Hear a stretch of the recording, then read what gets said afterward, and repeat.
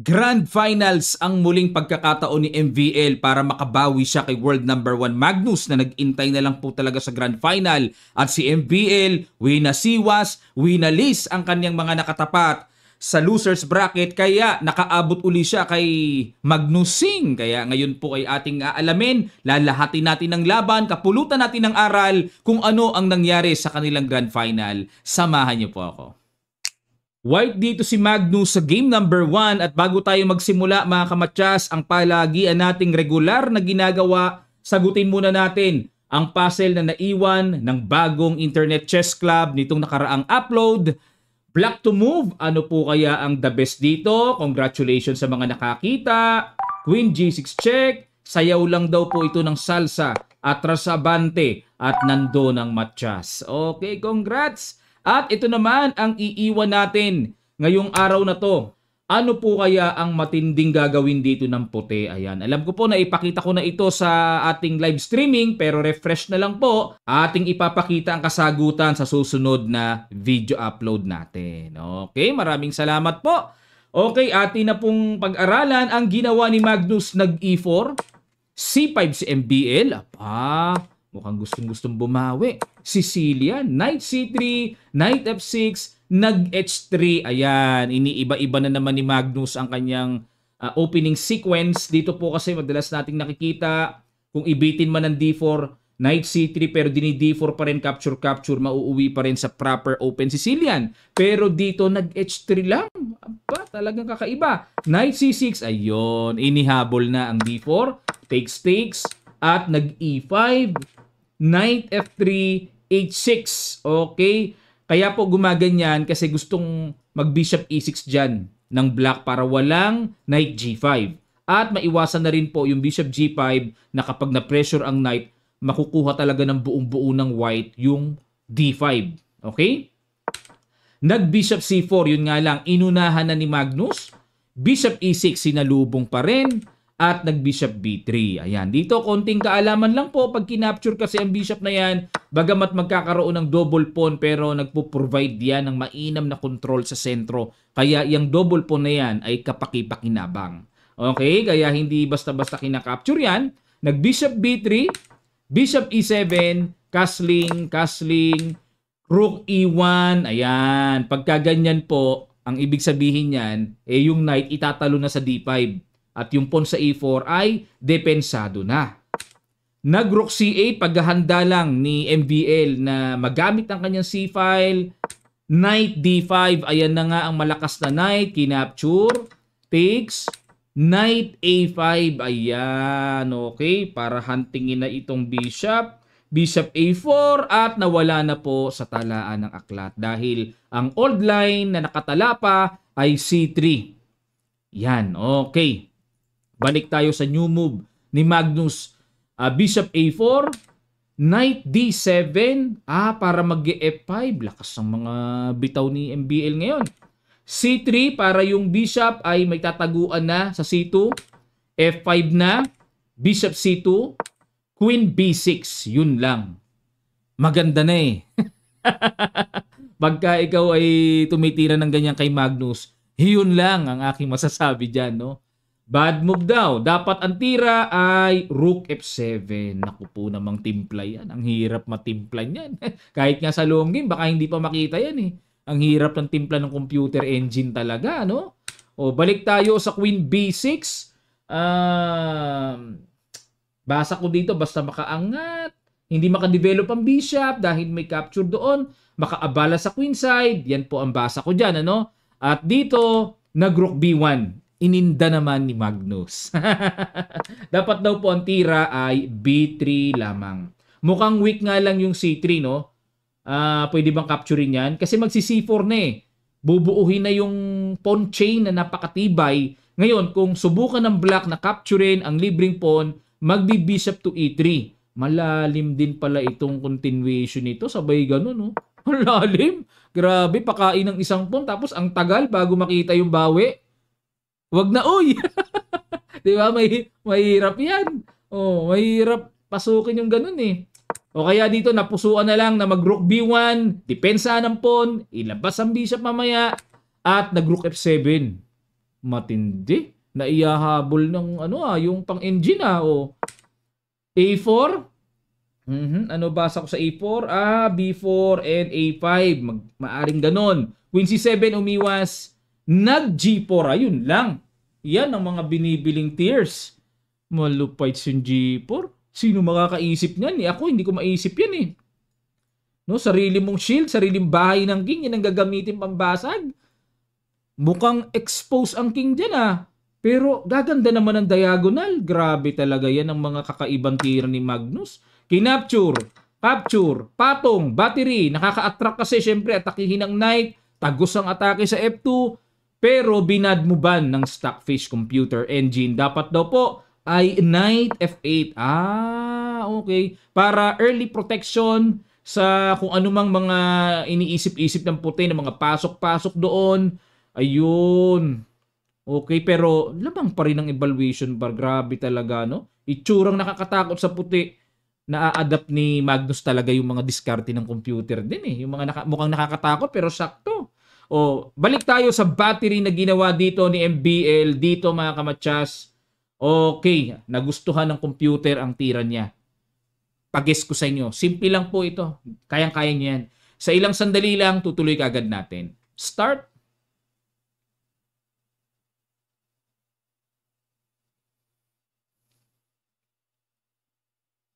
Maraming salamat po sa inyong mga effort. Congrats sa nakakita ng Queen D3. Simpleng tira pero brilliant ang binigay. Galing Threatening matchas.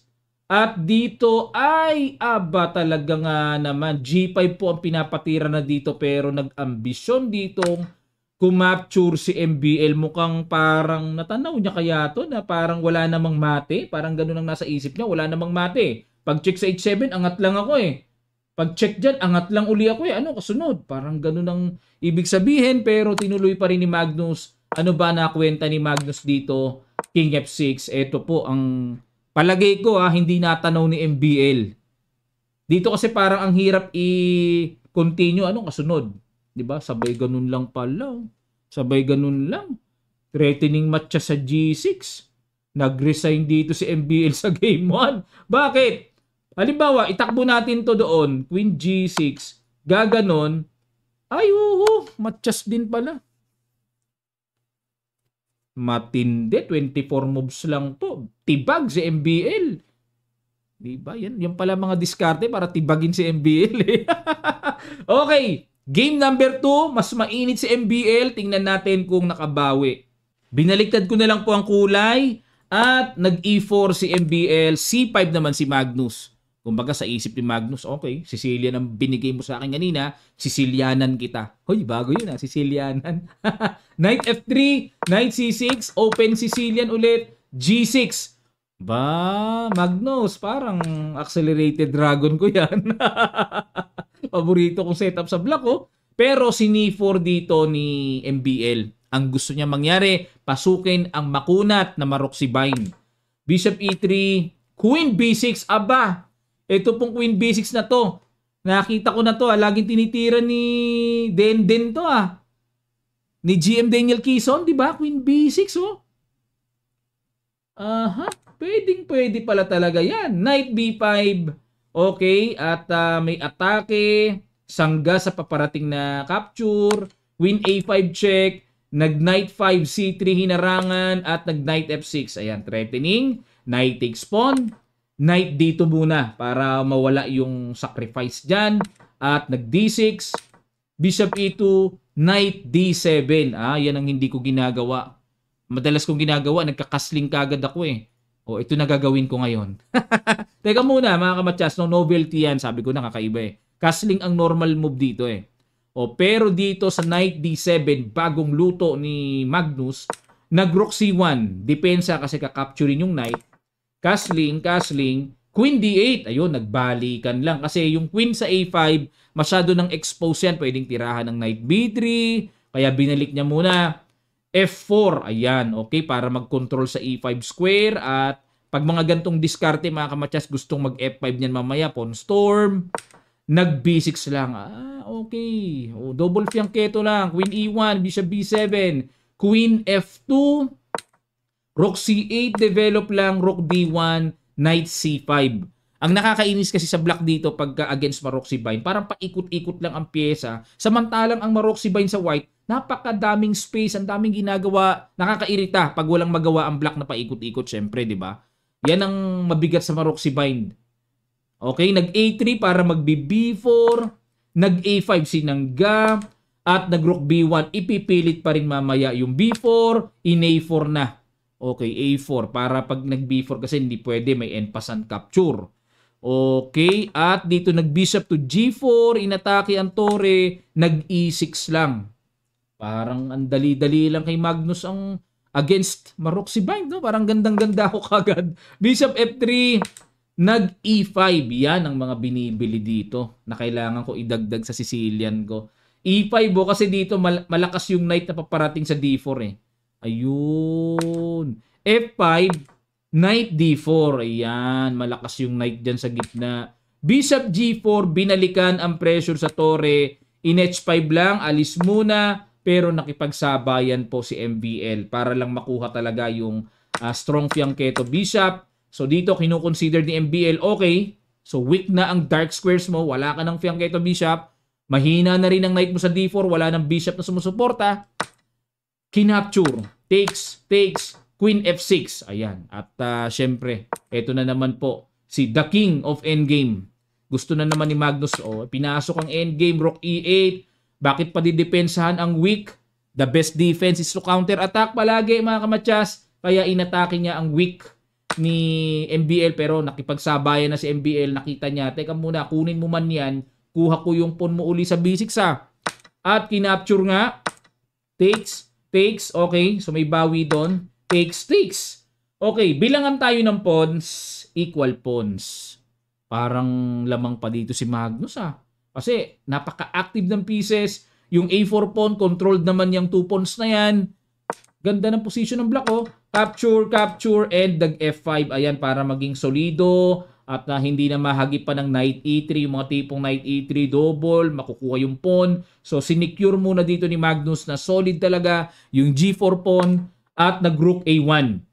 No, Rook behind pass pawn and ready to push na yan. At nag-Rook C2. Pero mas dominating po ang power of control ng second rank. Kasi alisin na lang po ang knight somewhere. Pag nakapatong yan dyan, ibang usapan yan. Ibang usapan, malakas yan. Nag-A4, ayaw pansinin ni MBL. Tiwala siya sa knight niya. Makapture man yan King H1, suportado. Tinulak na. Knight to D2, yun lang sumablay dito si Magnus. Dapat daw po ang tira ay F4 lamang.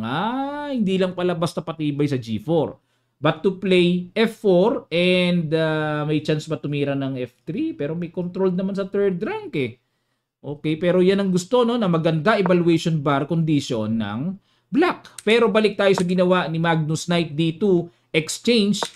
Nag-Rook E3 lang. Okay, sinabayan ng exchange din. And umiwas, syempre. Dapat umiwas kasi po yung pass pawn magtutulak-tulak yan. Nag-Rook E8, Rook E2. Nako, pinin. Yun lang po. Grabe, blunder pala yung pin na yun. Natirahan ng ganun, O kung sa bagay, King F2. Masyado ka makareact, coach. Hindi pa blunder yan. Akala ko, tagpas na yung tore. So, King F2, may depensa ang tore. Hindi pa pala. Pero dito, mga kamatsas, okay. Ipapasil ko po sa inyo. Expected pala ni Magnus yung King F2. Pero may nakaprepare na namang lumabas na naman pambulagang brilliant move na naman. Pakiguess nyo sa ilang sandali lang. Tutuloy kagad natin. Start!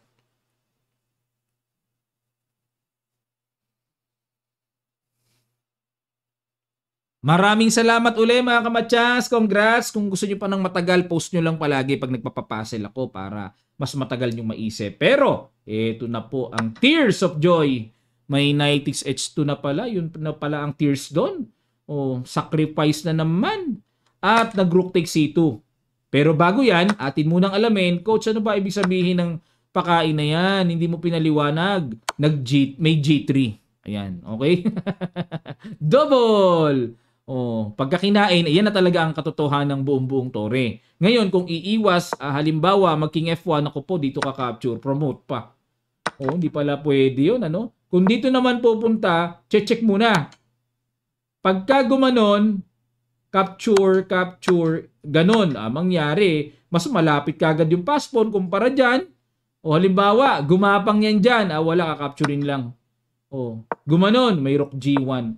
Lumabas pa, nauna pang bigla ang black sa bilis. Okay, kaya ginawa dito ni MBL, kinapture na lang ang torre, capture, king G1, capture, at nag-rook C6 para maagapan kagad ang pawn na malakas. At nag-king F2, king F6, king G3. Tama rin ang ginawa dito ni MBL. O tingnan nyo, kitang-kita naman po sa evaluation bar. Napaka-healthy ng evaluation bar ng puti. Okay, kasi napaka-strong ng pass pawn eh.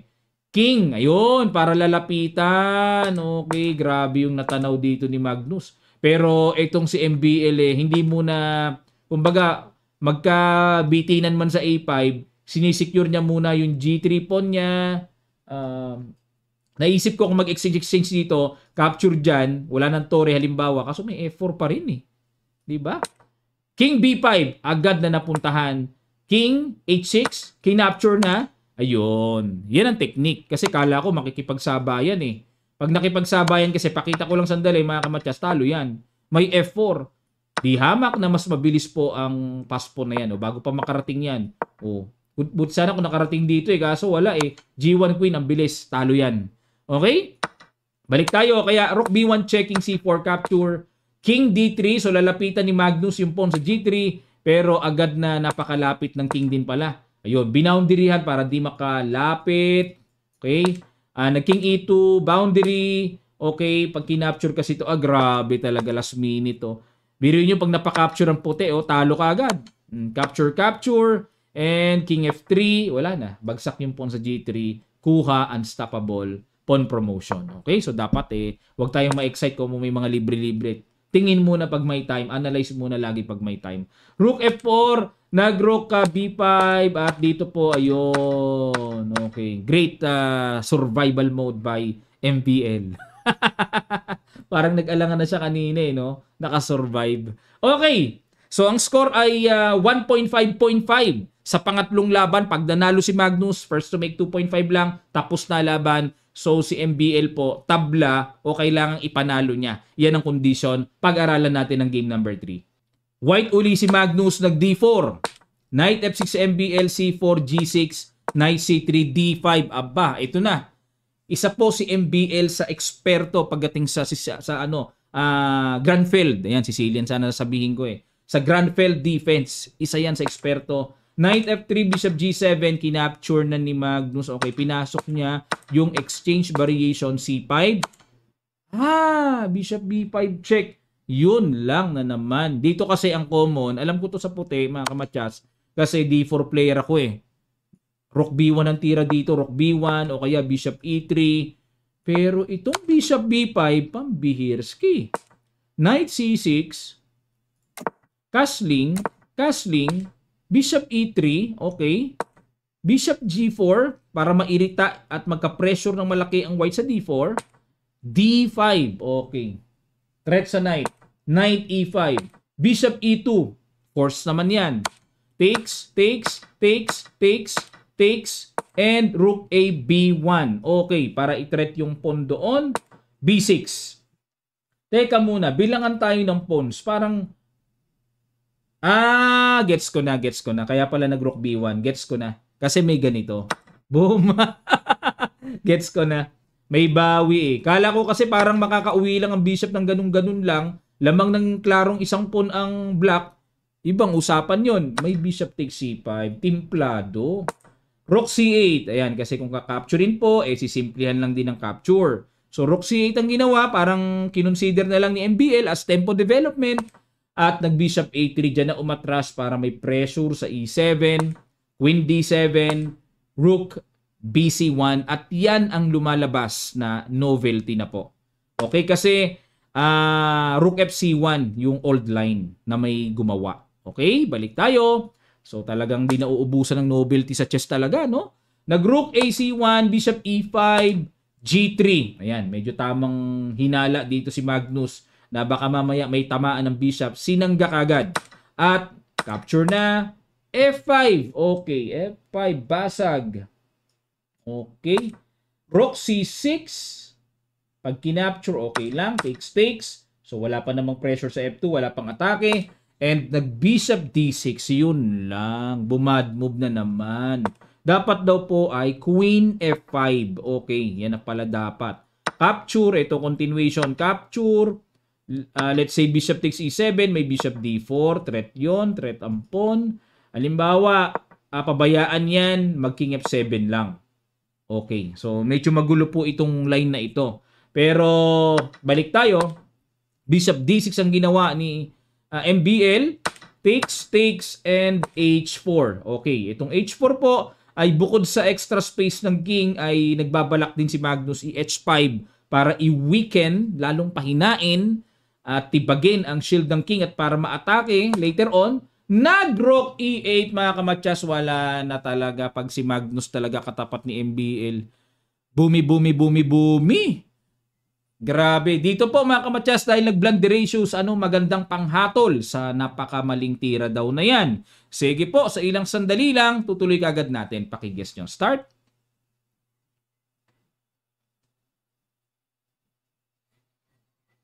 Maraming salamat mga kamatsas. Congrats sa naka-spot ng Rook takes D6. May ganyan na pala. Oo nga. Pag kinapture yan, hihiwalay. Grabe talaga mata ni Magnus. Dami nakikita. Rook takes. Oh, threat pa yon. Rook D4. Okay, capturein man yon, makukuha yung D-pass pawn. Okay, nag-King G2. A5. Pero hindi pa rin easy to mga kamatsas. No? Rook and pawn ending to. Dapat talagang maalam ka dapat talaga. Rook D1, King E4, Rook D2, A3. Pag kinapture to, binibigay na ni Magnus yung F2. Aga ganon. Kinapture, Rook B7. Okay, para makatulak, mag-gain ng tempo. B4. B4 na.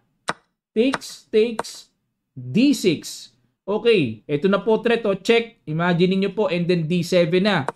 Nag-Rook D2. Okay, pag chumek, okay, hindi pa pwede, no? King E5, syempre. Suporta muna ng king. Lapit muna dyan. Nag-King F8. Kinapture na yung pawn. Okay, so klarong lamang ng isang pawn dito si Magnus.